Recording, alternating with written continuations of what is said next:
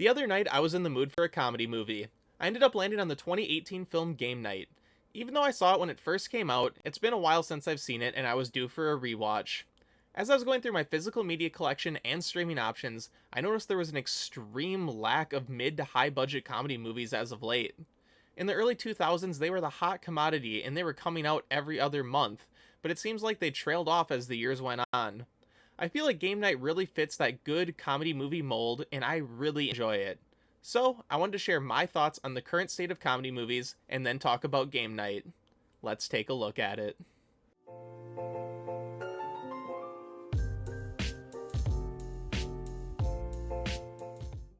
Before diving into specifically Game Night, I wanted to talk about comedy movies as a whole. I'd say the majority of things I want to talk about are anecdotal and not 100% reflective of what is happening. It seems like in recent years, there's an extreme lack of studio comedies that have larger budgets. With that being said, I feel there are subgenres that are thriving with comedy. I think horror comedy is reaching an all-time peak with films like Bodies, Bodies, Bodies, Freaky, Ready or Not, The Hunt, and many others.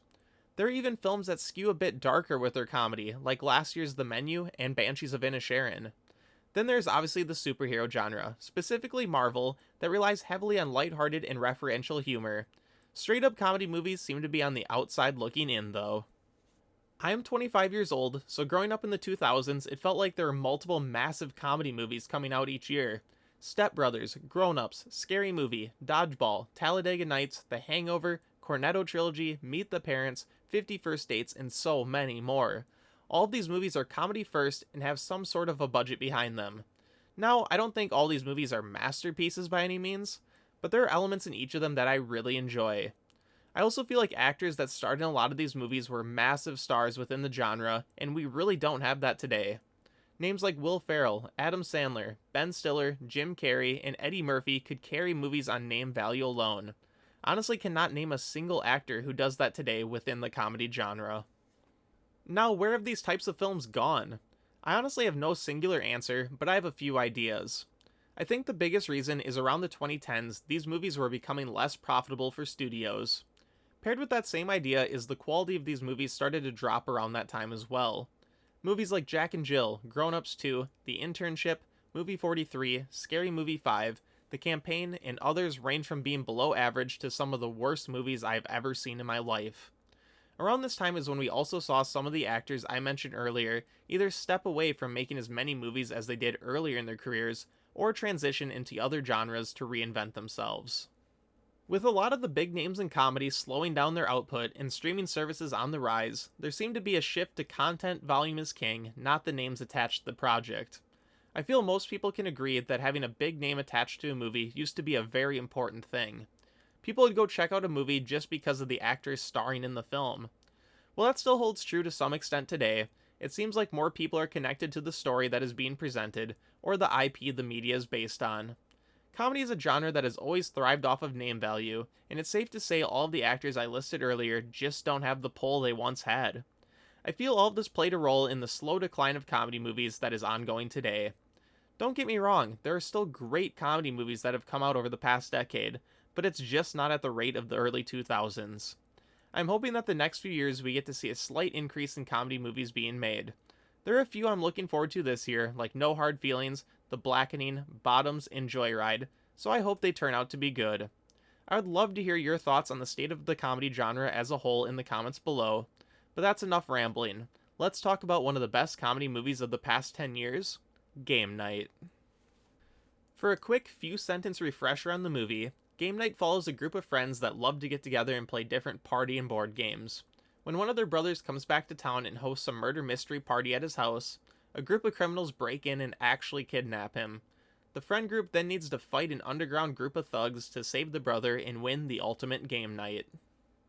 Now, when I watch a comedy movie, there are three simple elements I always look for: funny jokes, interesting characters, and an entertaining premise. I think Game Night's strongest element is all of the characters in the movie.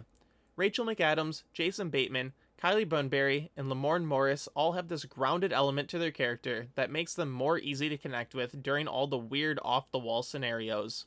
Sharon Horgan and Billy Magnuson also having this moron hooking up with a smart person bit flows really well throughout the story.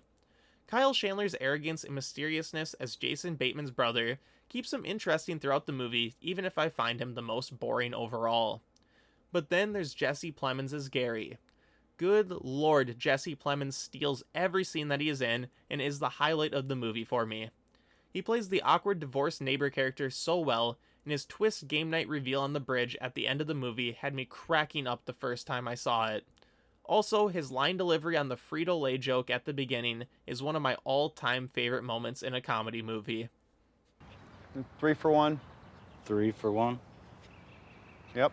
How can that be profitable for Frito-Lay? To combine two of the elements I mentioned, I feel the characters work so well because they all have a solid amount of jokes that hit. This movie is really well written, from the jokes to the overall story. Most of the jokes land and get a chuckle or slight warm air push out of my nose. From the Frito-Lay line, to the botched murder mystery party, to the bar scene, to the fight club, to the bloody dog, they all flow together seamlessly and have elements that make each scene distinct and hilarious. My personal favorite scenes are Bateman and McAdams holding the guys hostage at the bar with what they think is a prop gun that's fully loaded, then having to repair gunshot wounds after it accidentally goes off. The other is when Sarah and Ryan try paying off the party company to sell the answer to the game they think they are playing. Sliding the money across the table had me laughing out loud even on a rewatch. You know what? It doesn't matter how slowly you slide it over. Okay, it's $17. How much do you want? I honestly think the only joke I don't like in this movie is one that stretches for almost the entire runtime that involves Kylie Bunbury's character Michelle admitting she slept with a famous person to her husband when they shortly split. It's brought up multiple times throughout the movie until she admits it was Denzel Washington, only to show a picture on her phone of them and it's clearly not Denzel. I don't think it was funny enough to stretch that joke's punchline out for over an hour if I'm being honest, but hey, if there's only one mediocre joke in a comedy movie, I'm not complaining at all. I think encapsulating all these great actors, characters, and jokes around the idea of a murder mystery gone wrong is a really solid premise. It felt very fresh and has worked in older comedies as well, like the amazing movie Clue. It adds this extra layer that we as an audience have to care about, besides being set up for the next punchline, which I feel was the downfall of some 2010s comedies. A movie can still be a comedy first and have other interesting story elements taking place. Pair that with the insane ending of the film, where Brooks is found out to be a fraud, his game night was hijacked by Gary, who set up the group for not inviting them to their game nights, then to actually be in trouble with real criminals, was a whirlwind that is slightly overwhelming, but really fast-paced and well-made. Stepping back and looking at the movie overall, it is very messy and could easily go off the rails. Directors John Francis Daley and Jonathan Goldstein, along with writer Mark Perez, deserve a lot of credit for keeping this insanity under control while letting the script breathe. Nothing ever felt forced or way over the top, which I commend and adore. As a fan of movies in general, I love when all genres and subgenres can thrive and provide quality content to their fans. I still feel as of late, comedy movies are a bit lacking compared to what they once were, but there are still great ones being made, like Game Night. When a premise like a murder mystery gone wrong can be cranked up to 10 with great writing, acting, characters, and story, it can make for a super fun time at the movies. So, the next time you hear there's a great comedy movie playing in theaters, make sure to go support it so these studios know we want more movies like them. Also, go watch Game Night because this movie rocks. Now, I need to go figure out how 3-for-1 chips can be profitable for Frito-Lay. I want to thank you for checking out my video. What are your thoughts on Game Night? What are your thoughts on the current state of comedy movies? Let me know in the comments down below, and while you're down there, drop a like and subscribe to the channel. It all goes a long way in helping me out. Thank you, and have a good one, everybody.